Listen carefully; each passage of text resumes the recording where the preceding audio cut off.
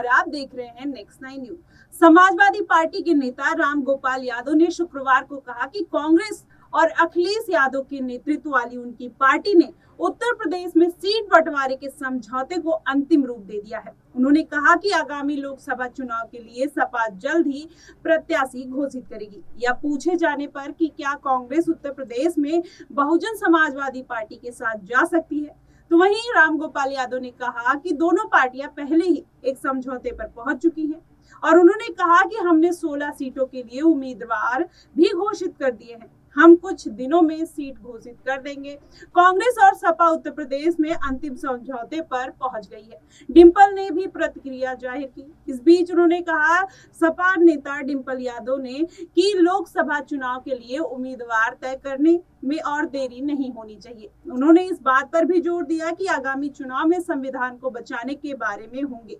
उन्होंने कहा कि यह एक महत्वपूर्ण चुनाव है, यह संविधान को बचाने का चुनाव है और इसमें देरी नहीं होनी चाहिए। उन्होंने कहा कि चुनाव जमीनी स्तर पर लड़ा जाता है। अगर समय पर उम्मीदवार तय हो जाए तो उन्हें भाजपा के खिलाफ मजबूत लड़ाई लड़ने के लिए समय मिल जाएगा। आपको बता दें, उत्तर प्रदेश में बसपा गठबंधन में शामिल होने की संभावना के बारे में पूछे जाने पर उन्होंने कहा कि इसका फैसला शीर्ष नेतृत्व करेगा। संभल के वर्ग कैंडिडेट समाजवादी पार्टी ने मंगलवार को आगामी लोकसभा चुनाव के लिए 16 उम्मीदवारों को अपनी पहली सूची की घोषणा कर दी है।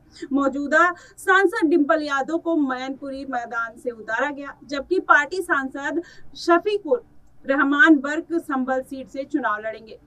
बसपा नेता और उसकी प्रमुख मायावती ने जनवरी में घोषणा की थी कि उनकी पार्टी लोकसभा चुनाव में अकेले चुनाव लड़ेगी, लेकिन उन्होंने चुनाव के बाद गठबंधन से इनकार भी कर दिया था।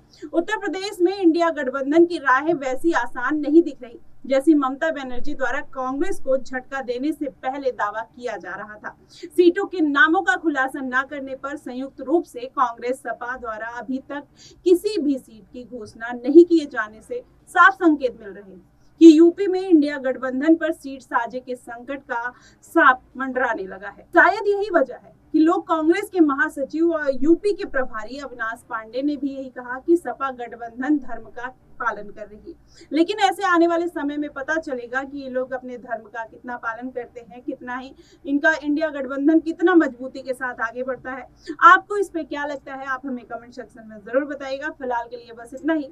देश और दुनिया की तमाम खबरों के लिए हमारे साथ बने रहिए नेक्स्ट 9 न्यूज पर।